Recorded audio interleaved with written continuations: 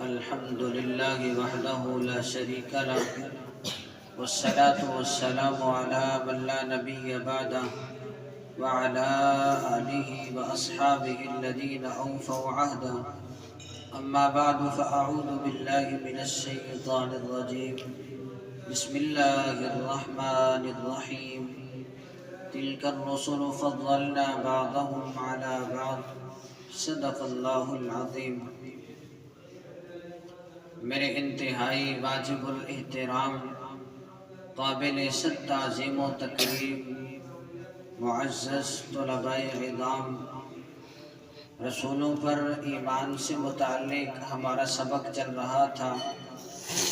آج کے سبق کے اندر بھی دو تین فوائد آپ حضرات کی توجہ کی نظر کروں گا۔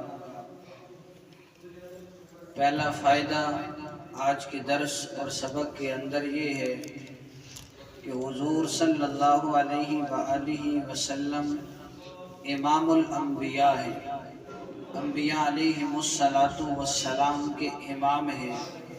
حضور امام اور باقی انبیاء علیہم السلام مقتدی ہیں۔ حضور صلی اللہ علیہ وآلہ وسلم نے انبیاء علیہم السلام کو نماز پڑھائی ہے۔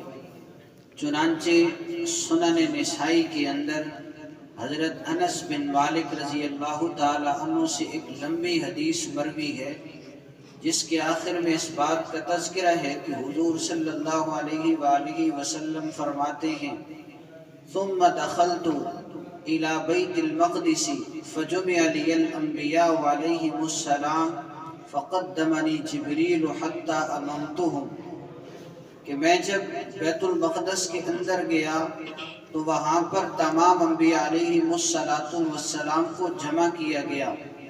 پھر سیدنا جبرائیل علیہ السلام نے مجھے آگے کر دیا، میں نے انبیاء علیہم السلام کو نماز پڑھائی۔ تو انبیاء علیہم السلام کو نماز پڑھانے کی وجہ سے حضور صلی اللہ علیہ وآلہ وسلم امام الانبیاء کے لقب سے سرفراز ہوئے۔ دیگر ایسی کئی ایک احادیث مروی ہیں جن کے اندر حضور صلی اللہ علیہ وآلہ وسلم نے اپنے معراج کے سفر کا تذکرہ کیا، تو وہاں پر اس بات کا تذکرہ بھی کیا کہ سیدنا جبرائیل علیہ السلام نے انبیاء علیہ السلام کو جمع فرمایا۔ پھر ہر ایک یہ دیکھنے لگا کہ نماز کون پڑھائے۔ سیدنا جبرائیل علیہ السلام نے میرا ہاتھ پکڑا اور مجھے آگے کھڑا کر دیا، میں نے انبیاء علیہ السلام کو نماز پڑھائی۔ اسی طرح حضور صلی اللہ علیہ وآلہ وسلم افضل الانبیاء ہیں۔ یہ آج کے سبق کے اندر دوسرا فائدہ ہے کہ حضور صلی اللہ علیہ وآلہ وسلم تمام انبیاء علیہ السلام سے افضل ہیں۔ اہل سنت والجماعت کا یہی عقیدہ ہے۔ چنانچہ چند ایک تصریحات علماء امت کی ملاحظہ فرما لیں کہ جس کے اندر علماء نے یہ لکھا ہے کہ حضور صلی اللہ علیہ وآلہ وسلم افضل الانبیاء ہیں، تمام انبیاء علیہ السلام سے افضل ہیں۔ چنانچہ تفسیر کبیر کے اندر امام فخر الدین رازی رحمہ اللہ لکھتے ہیں: محمد صلی اللہ علیہ وآلہ وسلم افضل الانبیاء، کہ محمد صلی اللہ علیہ وآلہ وسلم انبیاء علیہ السلام سے افضل ہیں۔ اور یہ انہوں نے تلک الرسل فضلنا بعضهم علی بعض، اس آیت مبارکہ کی تفسیر کے اندر یہ بات لکھی ہے۔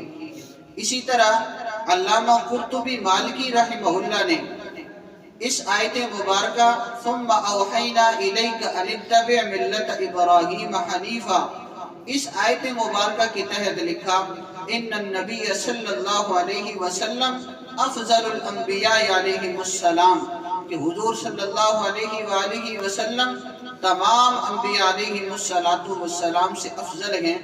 اسی طرح آیت مبارکہ بھی بطور دلیل کے پیش کی جا سکتی ہے: کنتم خیر امت اخرجت للناس تأمرون بالمعروف وتنہون عن المنکر وتؤمنون باللہ، اس آیت مبارکہ کو اور اسی طرح وَكَذَلِكَ جَعَلْنَاكُمْ أُمَّةً وَسَطًا، اس آیت مبارکہ کو علامہ سعد الدین تفتازانی نے حضور صلی اللہ علیہ وآلہ وسلم کی افضلیت کی دلیل بنایا ہے۔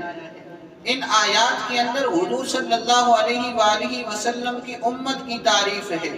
کنتم خیر امت، تم بہترین امت ہو، اخرجت للناس، لوگوں کی نفع رسانی کے لیے نکالے گئے ہو، تم لوگوں کو نیک باتوں کا حکم کرتے ہو، بری باتوں سے منع کرتے ہو، اللہ جل جلالہ پر ایمان لاتے ہو۔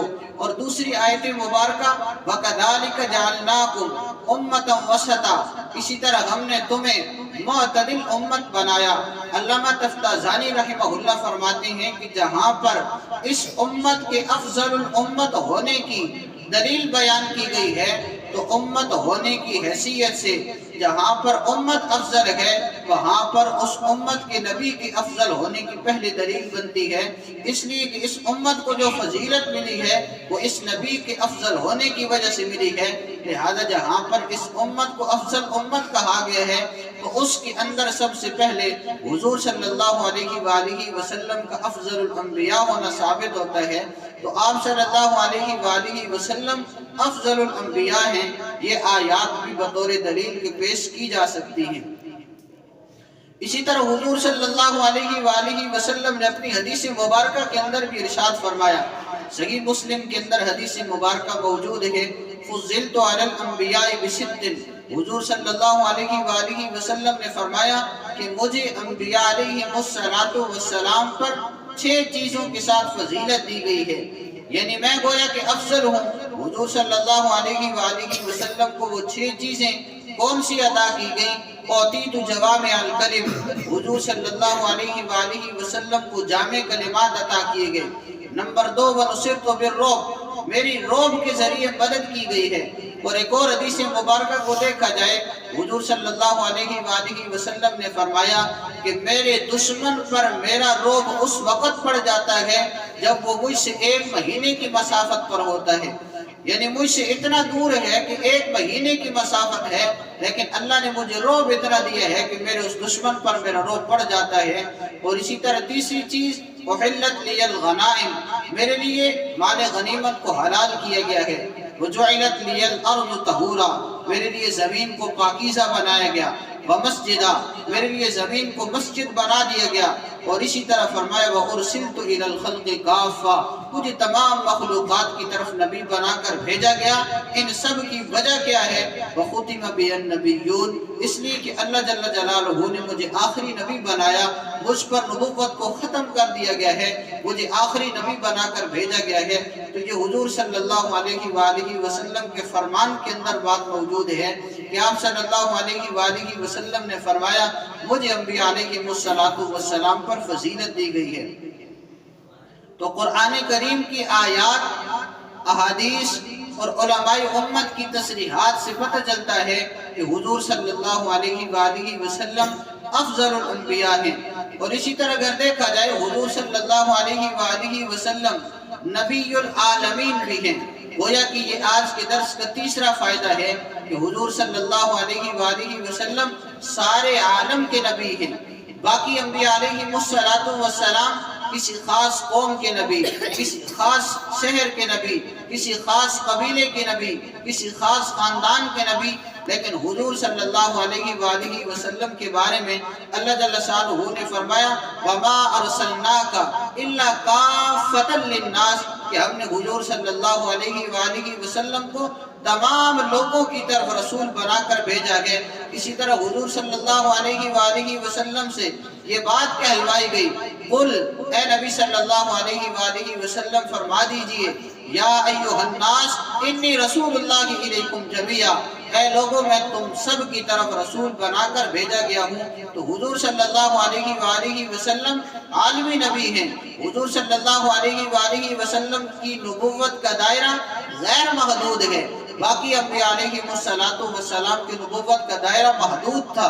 ایک حد تھی، وہاں پر جا کر اس نبی کی نبوت ختم ہو جاتی تھی، لیکن حضور صلی اللہ علیہ وآلہ وسلم کی نبوت تمام کائنات کے لیے ہے، تمام لوگوں کے لیے ہے۔ حضور صلی اللہ علیہ وآلہ وسلم کی نبوت کی حد کوئی نہیں، حضور صلی اللہ علیہ وآلہ وسلم کی نبوت لامحدود ہے، اس کا کوئی دائرہ نہیں ہے۔ تو آج کے سبق کے اندر پہلا فائدہ جو ہم نے پڑھا کہ حضور صلی اللہ علیہ وآلہ وسلم امام الانبیاء ہیں۔ دوسرا فائدہ پڑھا حضور صلی اللہ علیہ وآلہ وسلم افضل الانبیاء ہیں، اور تیسرا فائدہ پڑھا کہ حضور صلی اللہ علیہ وآلہ وسلم نبی العالمین ہیں، سارے عالم کے نبی ہیں۔ اس پر دلائل آپ حضرات کے سامنے پیش کر دیے۔